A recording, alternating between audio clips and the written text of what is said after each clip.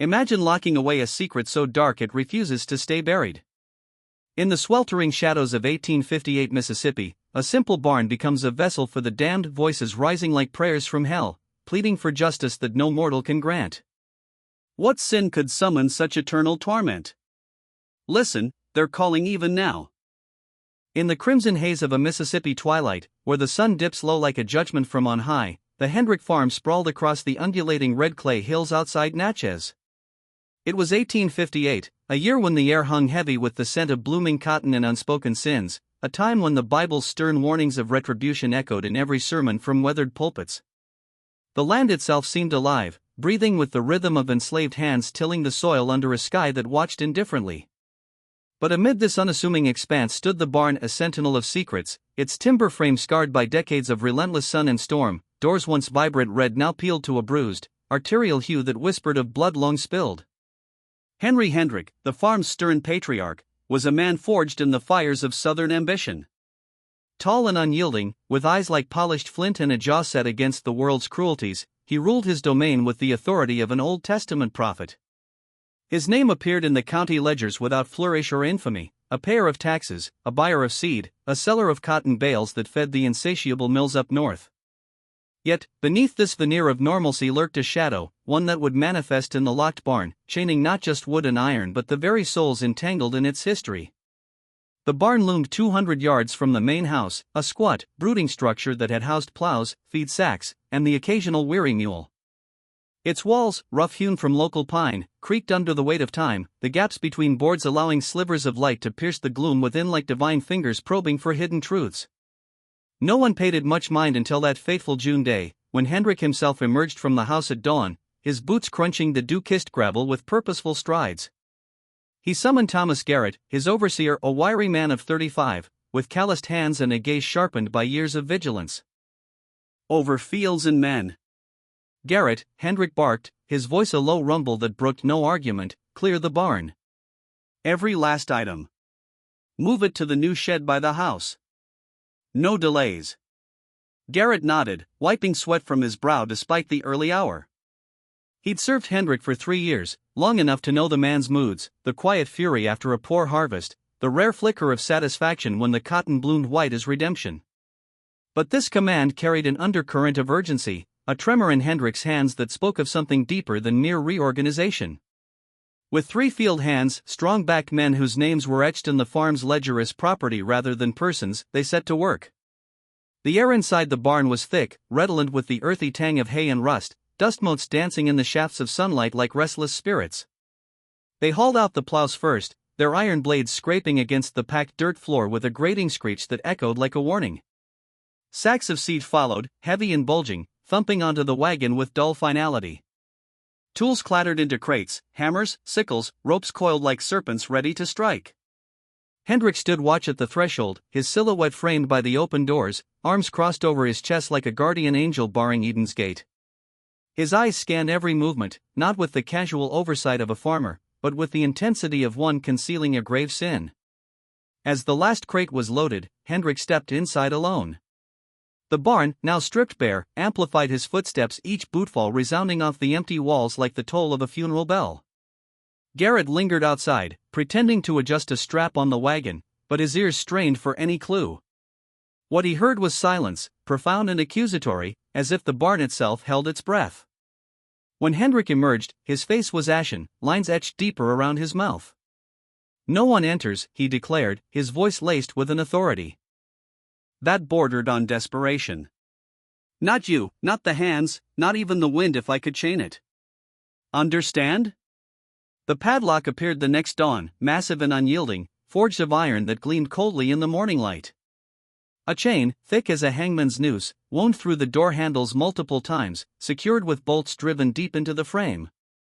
It was no ordinary lock, it was a barrier against the profane, a physical manifestation of Hendrick's unspoken dread. Whispers rippled through the farm like ripples in a baptismal font disturbed by unseen hands. The field hands, gathered in the dim light of their quarters at day's end, murmured of curses and omens. "Ain't natural," one said, his voice hushed as if the barn could hear. "Lockin' a place like that, it's like Chinese the devil himself." Work pressed on, relentless as the summer sun that baked the earth to cracking. Cotton fields demanded attention, rows of white bowls swaying in the breeze like souls awaiting harvest. But the barn's presence grew, a silent accusation against the horizon. Garrett, from his modest cottage near the main house, felt its pull. Nights were the worst, the air turned viscous, heavy with humidity that clung to skin like guilt. On July 23, exhaustion claimed him early after a day of fence mending, his muscles aching as if flogged by invisible whips. What roused him wasn't thunder or the cry of a night bird, but a melody, soft, harmonious, weaving through the darkness like a siren's call from the abyss. Multiple voices, blending in a hymn that evoked church choirs yet twisted with an otherworldly timbre. Words indistinct, but the rhythm pulsed with familiarity, as if sung by throats long silenced. Garrett bolted upright, heart pounding a frantic tattoo. He approached the window, the floorboards groaning underfoot like protesting bones.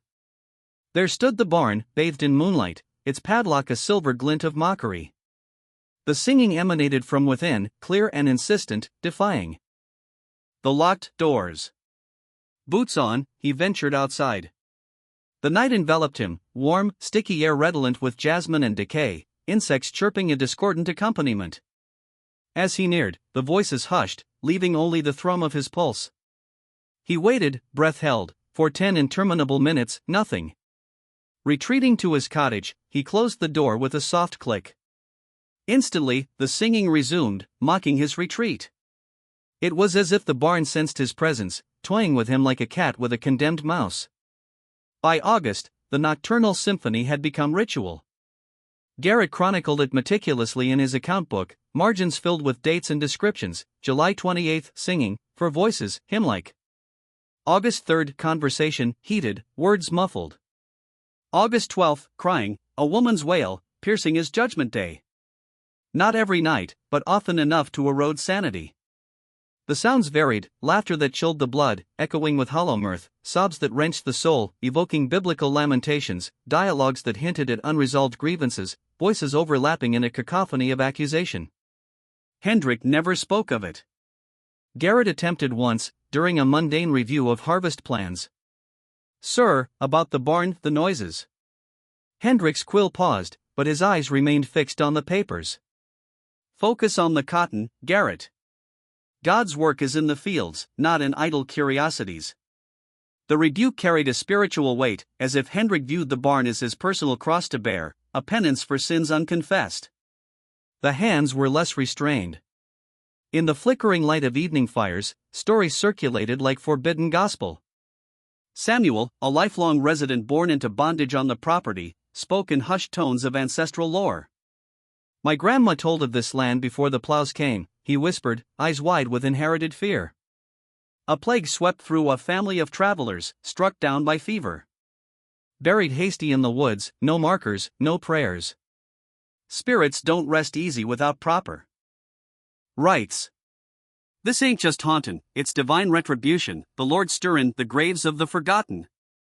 3 hands vanished within weeks, slipping away under cover of night, their meager belongings bundled in haste. Hendrik replaced them with stoic indifference, but the farm's atmosphere thickened, charged with unease. Garrett pondered leaving, his contract a chain as real as the barn's. Yet something anchored him, the voices felt purposeful, a celestial message encoded in ethereal tones. Were they cries for justice? Echoes of sins committed under Hendrik's watchful eye? He began nocturnal vigils, notebook in hand, listening as one might to a prophet's revelation. Martha Hendrik, Henry's wife of 23 years, embodied quiet fortitude. At 42, her frame was slender but unbowed by loss, 3 infants consigned to tiny graves, fevers that tested her faith like Job's trials. She managed the household with precision, linen starched, meals timed, accounts balanced to the penny.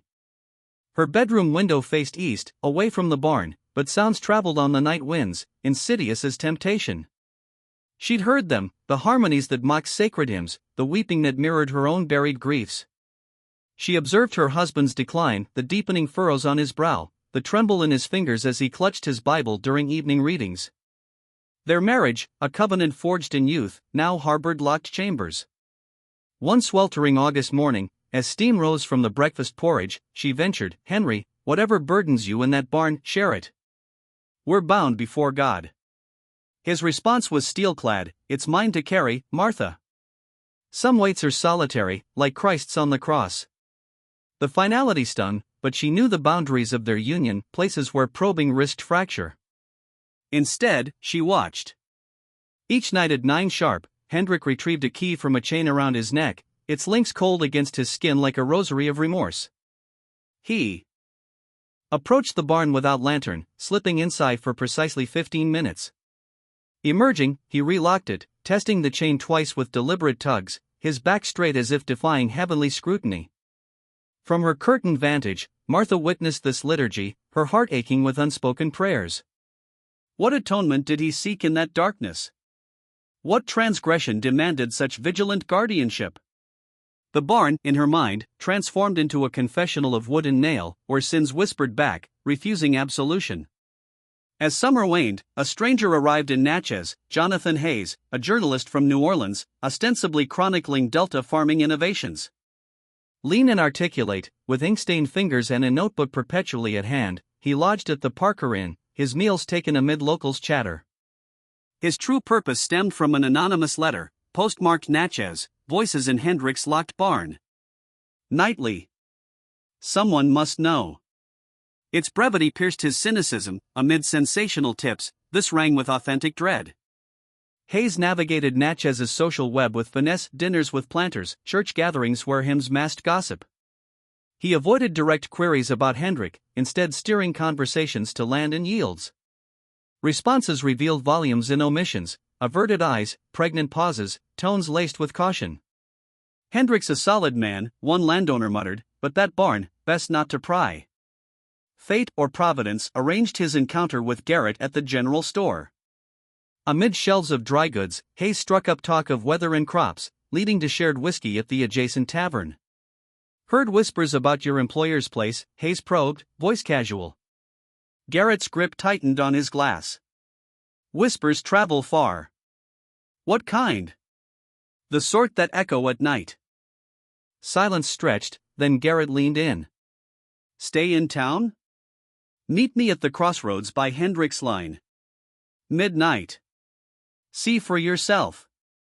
Hayes complied, arriving early under a starless sky, the darkness a shroud muffling all but insect hymns. Garrett materialized precisely, whispering, follow. Silent. They crept to a vantage, the barn a black monolith. Waiting ensued, minutes ticking on Hayes's luminous watch. Doubts crept in like shadows. Then, a voice sliced the night, a woman's, crystalline, words elusive. Others joined, male, female, a chorus of discourse, vivid as if walls dissolved. Hayes's skin prickled, this was no trick, no wind's whim. The voices swelled, intimate yet multitudinous, debating unseen matters with urgency. Watch, Garrett urged. A light ignited within, pure, unwavering, not flames flicker but ethereal glow, illuminating the barn's facade, splintered boards, glinting chain, a solitary nail like a crucifixion spike. Voices ceased, the light held, then vanished, plunging all to void. Christ Almighty, Hayes gasped. Near every night, Garrett confirmed. Hendrik ignores it. Won't speak. They lingered, but silence reigned. Back at the road, Garrett confided, it's wrong, spreads like sin unchecked. My time here's ending. Hayes pursued leads, county records yielded mundane deeds, property acquired in 1823, no anomalies. Church logs noted Hendrik's dutiful attendance, tithes paid. Deeper, he sought the enslaved's insights, treading carefully amid market stalls. Approaching Dinah, a house servant buying candles, he murmured, heard of peculiar sounds from the barn. Her hands froze. Ain't my place. Locked tight, voices inside. She faced him, eyes brimming with pity, not fear. Some locks keep things in, not out. Leave it, stranger. Divine justice don't need meddlin'.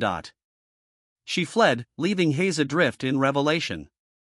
The barn wasn't merely haunted, it was a prison for the restless, a testament to sins demanding reckoning. What horrors had Hendrik chained? The air thickened with spiritual foreboding, the farm a microcosm of judgment where mortal locks failed against eternal wrath. Expanding further into the narrative steps, Hayes delved into local folklore, interviewing elders in shadowed porches where rocking chairs creaked like accusatory joints. One ancient widow, her voice a rasp of tobacco and thyme, spoke of the land's pre-farm days, woods thick with spirits back then. Travelers vanished fever, they said, but fever don't leave echoes. Hendrik's kin cleared it, but roots run deep. Sins like kudzu, chokin' everything. Garrett, meanwhile, wrestled his conscience. Nights blurred into vigils, the voices evolving, now pleading, now accusatory, laced with biblical echoes, fragments of psalms twisted into laments. Why hast thou forsaken me? He pondered Hendrik's ritual, the key, a symbol of authority turned burden, the 15 minutes, a confessional timed like prayer. Was it communion with the damned? A futile bid for redemption? Martha's watchfulness deepened into quiet investigation. Slipping notes from Hendrik's desk, she found cryptic jottings, dates matching Garrett's log, phrases like must endure and God's will. Her faith, once steadfast, wavered. Was this trial or curse? She prayed fervently, rosary beads clicking like ticking clocks, seeking signs in the Bible's pages. The farm's rhythm faltered, crops wilted under unnatural blight, hands whispered of omens. Samuel organized clandestine meetings, invoking protective charms, salt circles, whispered incantations blending African roots with Christian pleas. Lord's vengeance, he intoned, for chains on bodies and souls. Hayes pieced a theory, perhaps the barn housed relics of atrocity, graves disturbed during construction, souls unbound.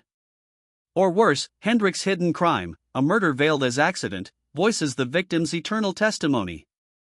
The journalist's notebook filled with sketches, the barn's outline, light's position, voice patterns.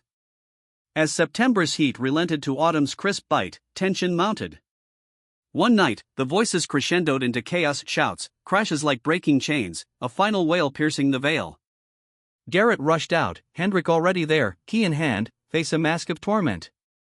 Stay back, he roared, entering alone. Inside, silence fell. Emerging, Hendrik aged decades, whispering to himself, forgive, forgive. The barn's legacy grew, a parable of divine justice, sins locked away fester, voices rising as heaven's indictment. In Mississippi's heart, where cotton bloomed on blood-soaked soil, the locked barn stood as monument to the inescapable guilt's echo, redemption's elusive dawn. In the fading amber glow of an October afternoon in Natchez, where the Mississippi River wound like a serpent of temptation through the lush, sin-soaked delta, Jonathan Hayes pursued the phantom threads of the Hendrik barn mystery. The air carried the crisp bite of approaching autumn, leaves rustling underfoot like pages of an unread Bible turning in the wind, whispering warnings of judgment to come. Hayes, with his journalist's notebook scarred by hurried scrawls and his coat dusted from dusty roads, had returned to his hotel in New Orleans, his mind a cauldron of unresolved enigmas. The barn's voices, those haunting, resonant calls that pierced the night like arrows from the divine, refused to fade. They echoed in his dreams, blending with the rhythmic chants of hymns he'd heard in childhood churches, now twisted into laments of the damned. His initial attempts to unravel the secret had met with walls of silence thicker than the barn's chained doors. Field workers averted their eyes, their calloused hands clutching tools as if warding off evil spirits. House staff murmured excuses and slipped away, their footsteps soft on the packed earth like ghosts retreating from holy ground. Even the local blacksmith, a burly man with arms forged in fire and sweat, shook his head, his hammer strikes ringing out like accusatory bells. Ain't my place to speak on Hendrik's affairs, he'd grunted, the forge's glow casting demonic shadows on his face. Denial, deflection, fear, these were the currencies of Natchez when the barn was mentioned, as if uttering its truths might summon biblical plagues upon the land, but providence, or perhaps the inexorable pull of divine justice, led Hayes to Cyrus. The old man was a relic of the farm's shadowed past, 70 years etched into his weathered skin like verses from the book of Job. No longer fit for the brutal toil of the fields, he tended the vegetable garden, his gnarled fingers coaxing life from soil that had drunk the blood and tears of generations. Hayes found him outside the slave quarters, perched on a splintered stool, mending a reed basket with deliberate, rhythmic weaves, each twist a silent prayer against the encroaching darkness. Mind if I sit? Hayes asked, his voice low, respectful, as if approaching a confessor. Cyrus glanced up, his eyes milky with age but sharp with wisdom earned through suffering. He studied Hayes like a prophet discerning a soul's intent, then shrugged. Free country, for some. The words hung heavy, laced with the bitter irony of a man born into chains, his life a testament to humanity's original sin. Hayes lowered himself to the ground, the earth cool and unyielding beneath him, red clay staining his trousers like the mark of Cain.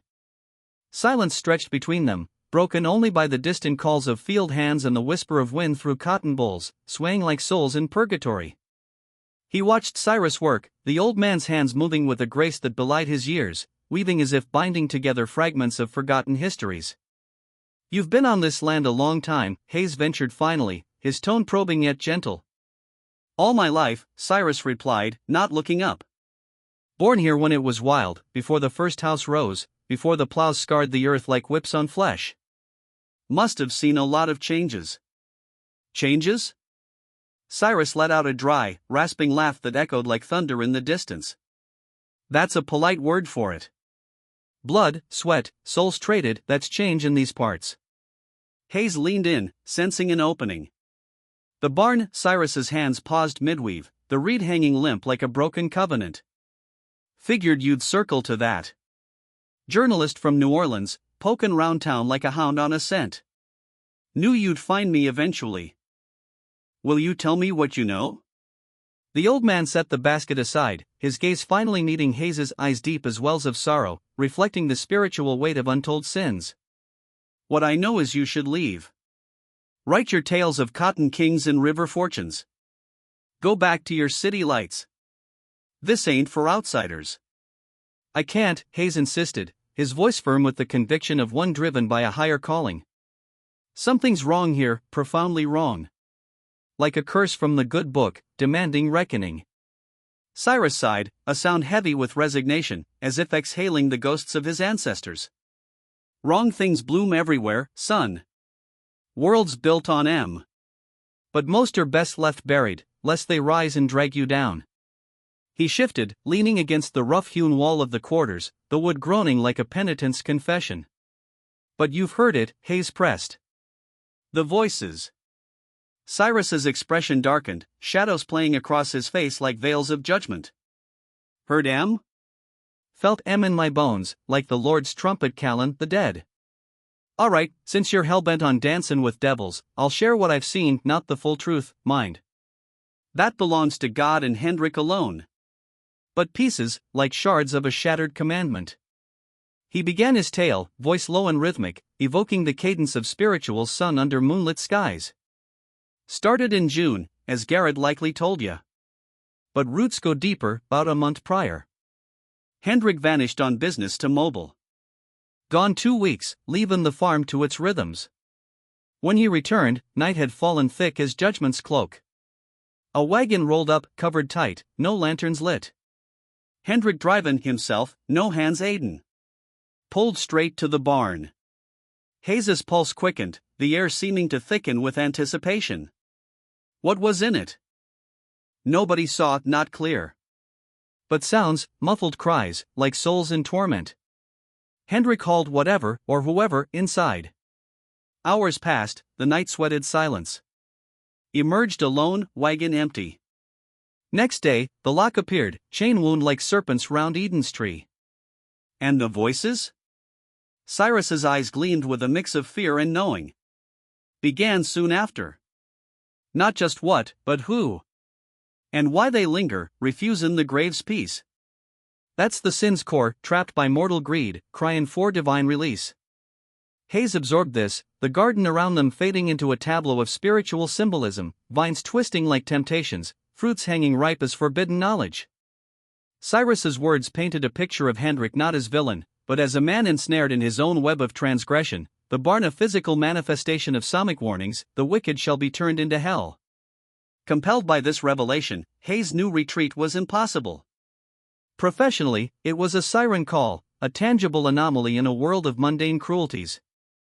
Personally, it gnawed at his soul, the woman's voice from that midnight vigil resonating like a plea from the abyss, resigned, eternal, echoing the biblical widow's persistent cry for justice. Were there living souls imprisoned? Or spectral echoes of atrocities, demanding witness? Emboldened, he sought Hendrik directly. The farm's main house loomed like a judgmental patriarch, its veranda shadowed by oaks draped in Spanish moss, swaying like hangman's nooses in the breeze. Hendrik received him in the study, a sanctum of dark wood panels polished to a somber sheen, air thick with tobacco smoke and the musty scent of yellowed ledgers, symbols of earthly pursuits over spiritual grace. Hendrik was gaunt, his frame whittled by inner demons, eyes sunken like those of a man haunted by visions of Gehenna. "Mr. Hayes," he intoned, voice gravelly as a prophet's rebuke, offering no handshake. "Expected you. Secrets whisper loud in small towns." Seated behind a massive desk carved with intricate motifs, perhaps unwitting icons of his burdens, Hendrik gestured to a chair. "Dispense with games. What do you seek?" Caught off guard by the candor, Hayes rallied. "The barn's contents. None of your concern." The voices are nightly choruses, lights flickering like hellfire, they demand explanation. Hendrik's face remained stoic, a mask of controlled torment. "Trespassing? From public roads." Sounds carry like divine proclamations. Yet no outcry, no sheriffs. Why? "Discretion," Hendrik corrected, fingers steepled like a steeple in miniature. "Private land, private matters. Harms none." How? Distress echoes clear as bells tolling for the lost. "Does it?" Hendrik challenged, rising like a figure from Revelation. "Seen imprisonment? Violence? Crime? I've heard. Sounds from my barn." He moved to the door, ending the audience. "Advice, chase real stories, cotton empires, river trades. This path leads nowhere satisfying." Why? Weariness cracked his facade, a glimpse of a soul in purgatory. Explanations defy outsiders. No resolutions, only lesser evils. "You lack full truth and won't get it here." From whom, then? None. Return to New Orleans. Nothing awaits. Hayes rose but lingered. "If I publish regardless?" A ghost tale, disbelieved.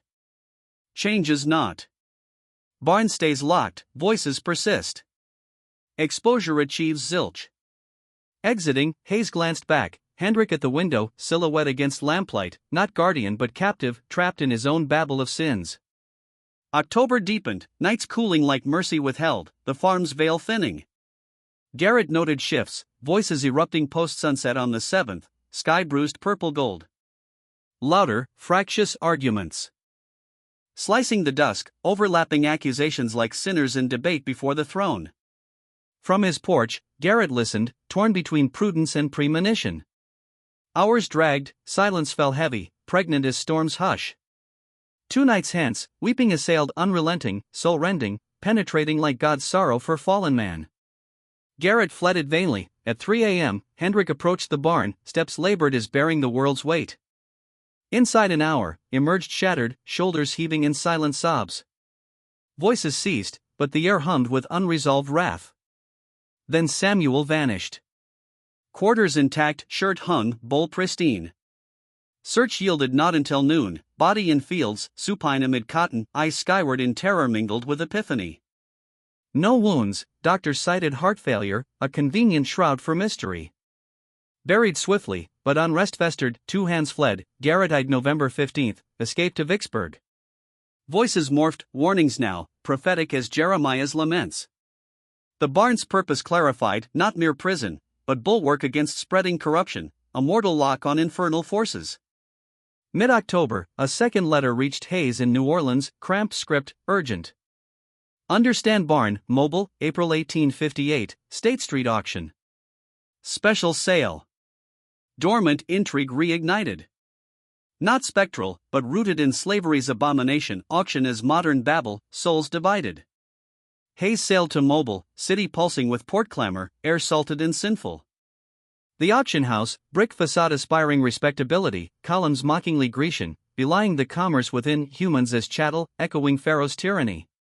Posing as investor, Hayes met Wilcox, manager slick as serpent oil.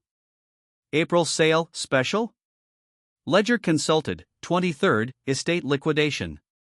7 from New Orleans household educated, multilingual. Complications for buyers wary of intellect in servants. Cold dread coiled in haze, skilled souls, perhaps too aware, locked away? Purchased by Hendrik, wagon to barn voices their eternal protest against bondage's hell. Expanding, Haze unearthed more. The deceased owner, a French émigré, rumored occultist, slaves taught esoteric knowledge, blending voodoo with scripture. Hendrik, seeking advantage, bought them, but unleashed curse, their spirits or bodies rebelling in choral defiance.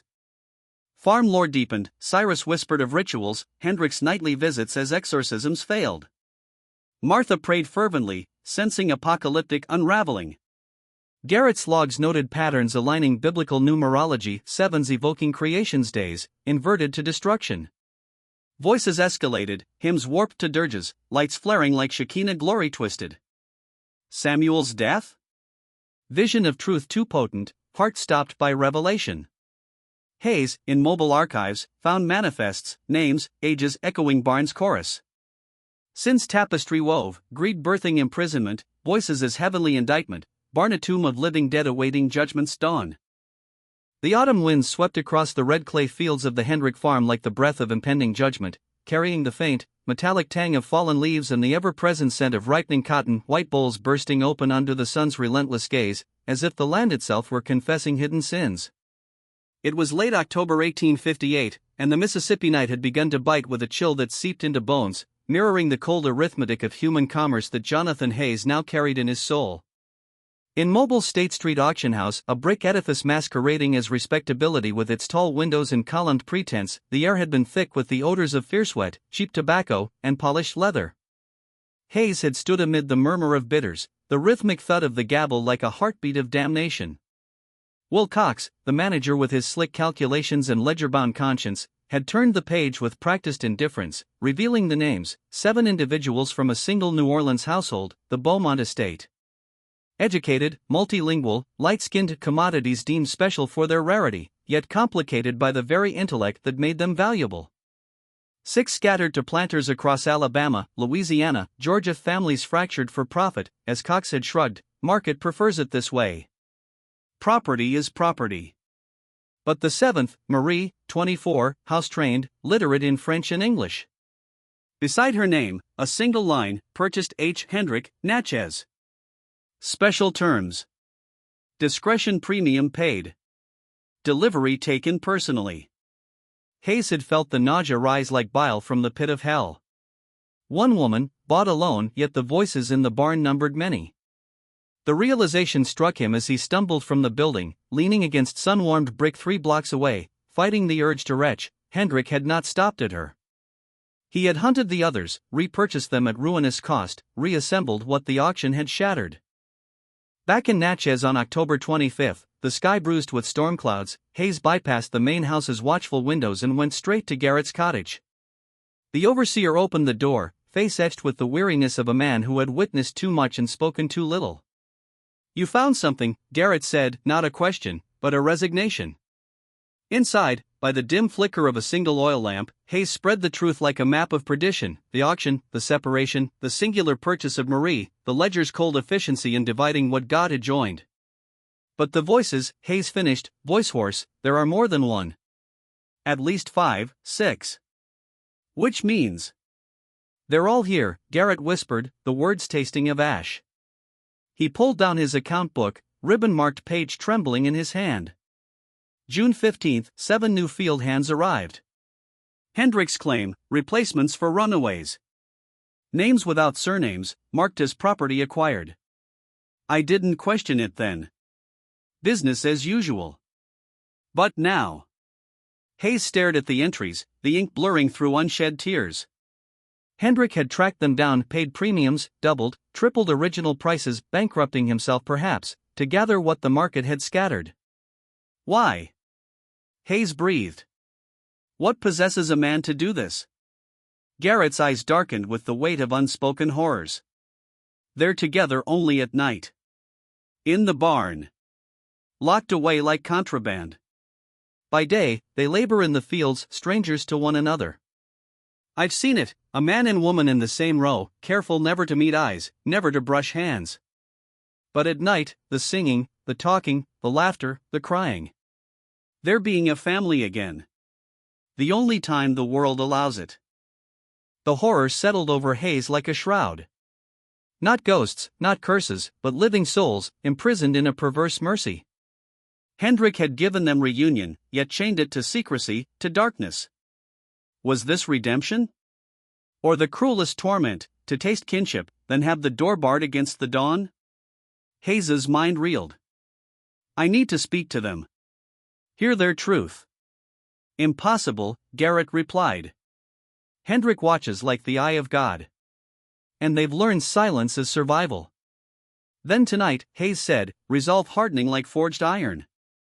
I go inside the barn. Garrett stared, then nodded slowly. North side, loose board, low to ground. 18 inches. Tight squeeze. Hendrik's ritual at 9. Voices start at 10. If you're mad enough, that's your window. The moonless night cloaked the farm in velvet blackness, the air cool and heavy with the scent of damp earth and distant wood smoke. Hayes waited until Hendrik's silhouette retreated to the house, keychain glinting one last time. At 9:45, he crept to the barn, heart pounding in rhythm with the insects' chorus. The loose planks yielded with a soft groan, he scraped shoulders raw sliding through, emerging into absolute dark. He lay still on the dirt floor, dust coating his tongue, pulse thundering. The voices began as soft at first, a low hum building to harmony, a spiritual fragment rising like prayer from exile. Then silence. Sharp. Aware. Someone's here, a woman's voice said, refined, educated, carrying the cadence of French salons and hidden pain. I know, a man replied. Smells different. Not master's cologne. Hayes rose slowly, hands visible in surrender. Please. I'm not here to harm. I'm a journalist. I've heard the voices. Spoken to Hendrik. I need to understand. Are you white? A younger woman's voice, edged with wariness. Yes. Then leave. Nothing good comes from white men seeking understanding. I'm trying to tell your story. A rustled bodies shifting, forming a protective circle in the gloom. Hayes felt their presence, 7 souls, breathing the same confined air. The educated voice, Marie, spoke again. You want truth? Listen. And don't interrupt. We say this once.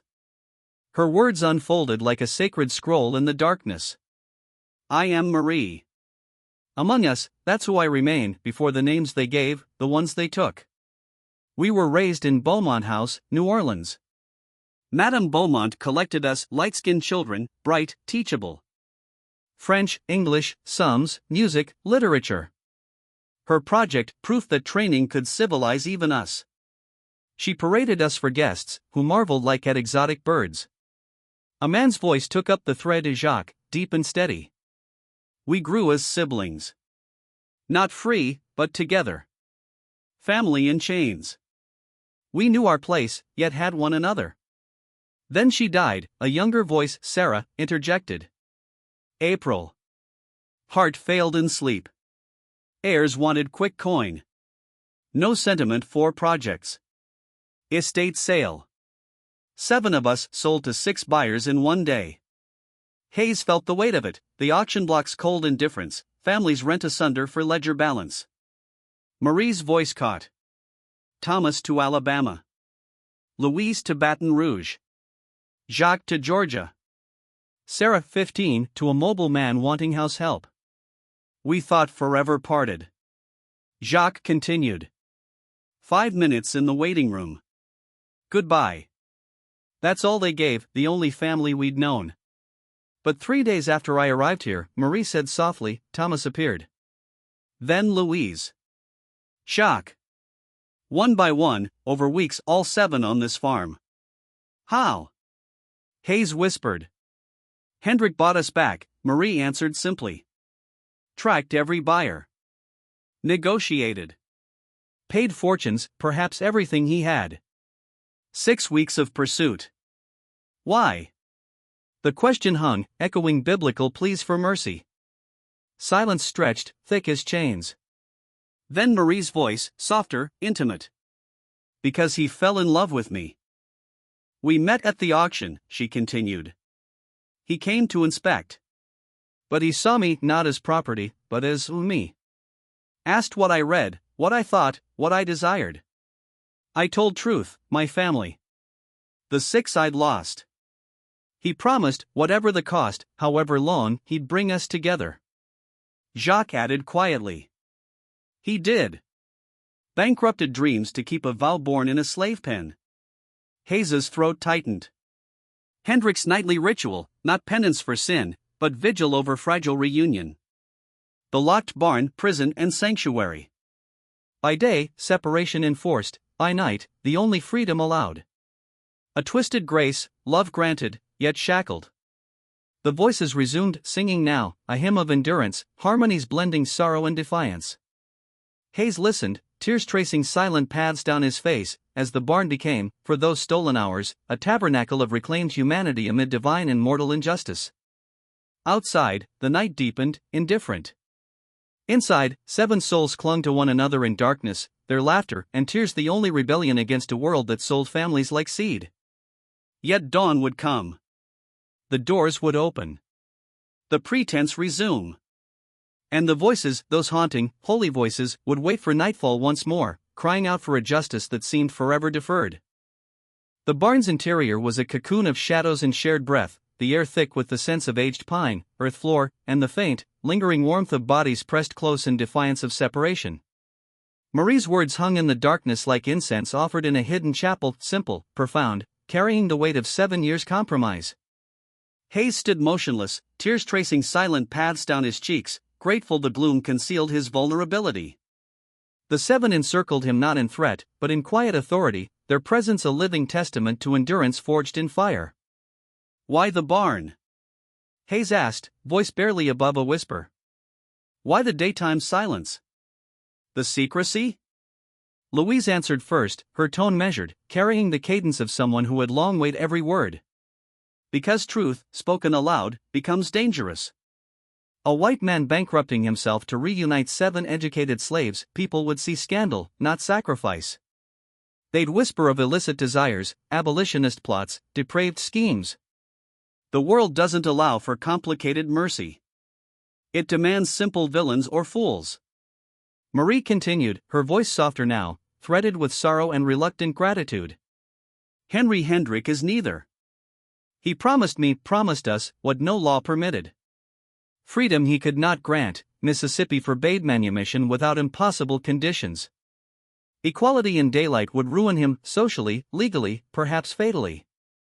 So he gave what he could, nights. Locked doors to shield us from prying eyes, chains to protect the fragile gift of togetherness. By day, we are strangers laboring in his fields. By night, in this barn, we reclaim what was stolen: family, memory, humanity. Hayes felt the spiritual gravity of it settle over him like a mantle. This was no haunting, no demonic curse, but a mortal echo of divine paradox, love constrained by sin's architecture, redemption glimpsed through bars. The barn stood as both prison and tabernacle, a place where the forbidden was permitted under cover of darkness, where souls sang psalms of endurance amid the scent of hay and iron. The crying, Marie said gently, is Sarah's. The youngest. Some mornings the pretense crushes her, the averted eyes in the rose, the silence that tastes of betrayal. Jacques tells her stories then, of New Orleans courtyards, of Madame Beaumont's library where we read by candlelight. It soothes her, reminds her we exist beyond the daylight lie. And the arguments? Hayes asked. About escape, Jacques replied. Some nights we debate running north, toward Canada, toward myth. Others fear the impossibility, 7 together, educated, conspicuous. We'd be hunted within days, separated again, punished worse. The risk outweighs the dream. The laughter, Ruth added quietly, is real. Despite everything, the impossibility, the cage, we find joy. We remember jokes from childhood, sing hymns Madame taught us, share hopes we'll never speak in sunlight. We love one another. That love survives. The barn is our compromise with a fallen world, a cage, yes, but the only space where we are permitted to be fully human. Silence descended, sacred and heavy, broken only by the distant hoot of an owl and the soft rustle of shifting bodies. Then Marie spoke again, voice steady with quiet command. What will you do with this? Hayes thought of his editor's desk in New Orleans, of readers craving tidy tales of horror or heroism. Of a society that would twist this into scandal, never seeing the quiet heroism and locked doors and whispered promises. I don't know, he admitted. What do you want? Leave, Marie said simply. Leave and never return. Don't write us into spectacle. Don't make our nights fodder for parlor gossip. Exposure would destroy what little we have: investigations, sales, separation. Hendrik would be ruined, we'd be scattered again, this time without mercy. If you have compassion, leave us our nights. Leave us our impossible family. Hayes nodded into the darkness, throat tight. I promise. Then go, Marie said. And thank you for listening. Few would. He slipped back through the warped boards, skin scraping raw against splintered wood, and walked the long path to town under stars that seemed indifferent witnesses. At the hotel, he packed swiftly, booked the first steamer south, and never looked back. The story died in his notebook, buried beneath articles on river commerce and cotton yields, safe, forgettable topics that drew no wrath. Thomas Garrett departed November 15 as planned, bound for a farm near Vicksburg. He spoke no more of the barn, deflecting questions with vague allusions to personal matters. His silence became his final act of loyalty to the fragile equilibrium he had witnessed. The voices persisted through 1858 and 1859, a nocturnal legend whispered in Natchez taverns and around hearths. Travelers slowed their horses, ears straining for the harmonies that drifted across fields like errant prayers. Children were warned of ghosts, adults speculated in hushed tones, curses, restless spirits, divine retribution. Yet no sheriff came. No crowd gathered with torches. The mystery endured, unchallenged, as mysteries often do when rooted in truths too painful to confront. Henry Hendrik maintained his ritual without fail. 9 o'clock, key from the chain around his neck, brief entry to ensure safety, doors relocked, chain tested twice. A priest at his strange altar, offering what devotion he could in a world that offered none. Then war came. Summer 1862 brought Union gunboats churning the Mississippi like judgment's vanguard. Natchez fell in September, Confederate banners lowered without battle. The old order fractured, fields fallow. Currency worthless, hierarchies dissolving in chaos. Federal troops camped on Hendrik land for 3 days in October. Soldiers marveled at the locked barn but asked no questions.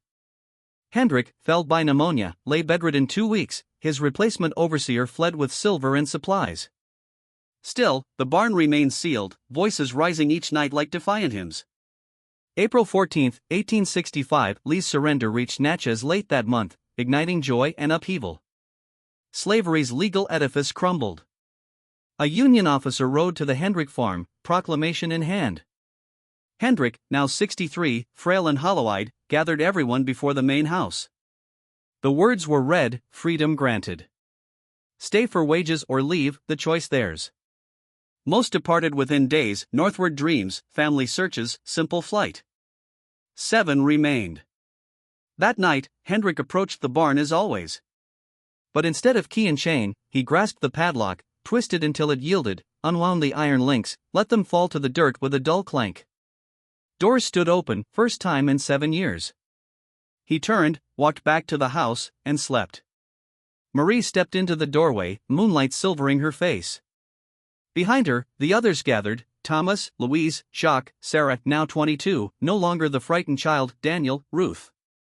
7 souls who had lived double lives, family only in confinement.